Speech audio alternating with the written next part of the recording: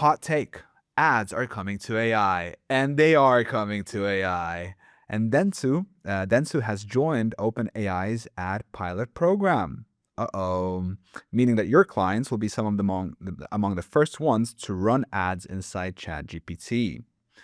So, what does that actually look like in practice, as much as you can tell us? And how do you make sure the ads stay clearly separate from the AI answers that people trust? Yeah. So maybe I'll start with what the platforms themselves said. Like ChatGPT said that in their own official announcement and communication when they released that, is that ads are not going to be influencing the results, which we'll see if we believe or not, but like that's what the official stance is. And also they're going to be clearly labeled when there is an ad coming up as part of your result. So yes, Dentsu is part of our a partnership as an early tester, and right now it's a US exclusive alpha test. But I've been told that it's going to be released in other regions soon as well.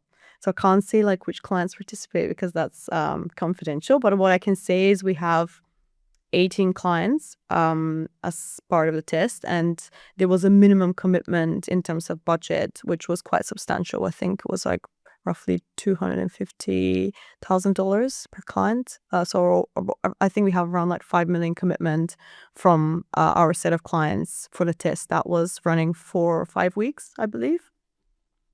And understand that OpenAI is still working out some of the kinks, because the main takeaway that we've had from the test is that impressions and like how often the ads were coming up, like the eligibility, I guess, of the queries that were showing an ad was quite low. So we were expecting a lot more impressions, a lot more, I guess, like the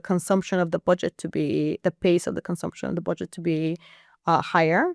But I think they're still working out like when the ads need to come up to be maybe not disruptive of the overall journey of how you're searching. So it has been quite slow uptake.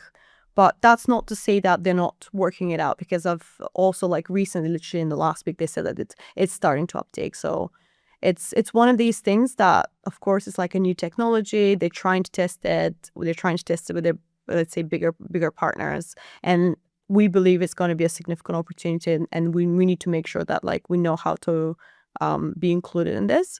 But right now, it's not quite scalable yet.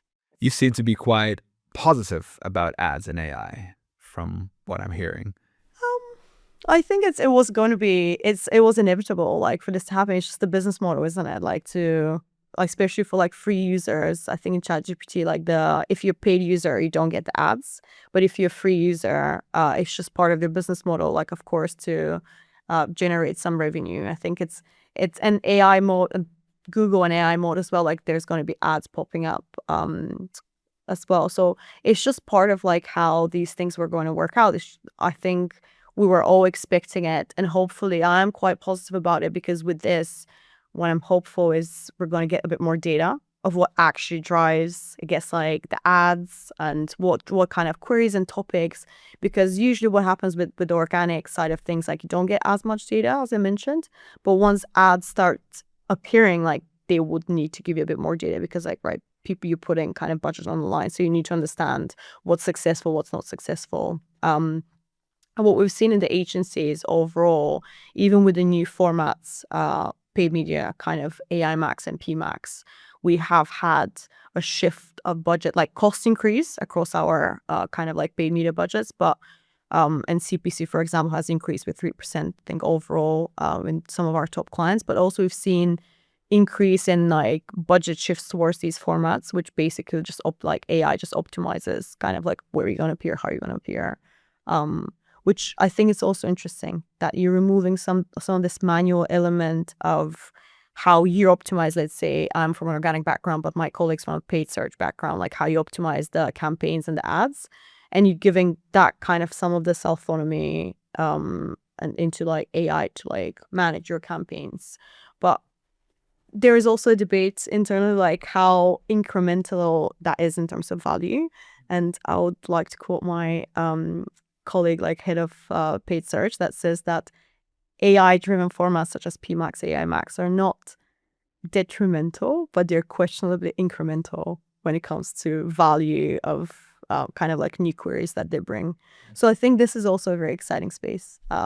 GEO has been driven, I think, the last 2 years mainly by my team, let's say, or like more organic foundation. But with everything that's happening, I think it's going to become a lot more paid media. Also, it's going to like get skin in the game, and it's going to become a lot more kind of like total search geo, or however we're going to call it. So it is the direction we're going as well, including the social team needs to be our best friend with all these social channels, and the feeds team needs to be our best friend because they're managing the shoppability of it. I think it's exciting to know that we finally, like, it's always been a silo, like, with these channels, and we've been trying to break the silos for years, but now I think we're forced to break the silos. We have to work together because, as you said previously, it's an ecosystem, and if you don't really start working together, at least like sit on the same table and like just bounce ideas off each other how we can do this, it's really not going to happen.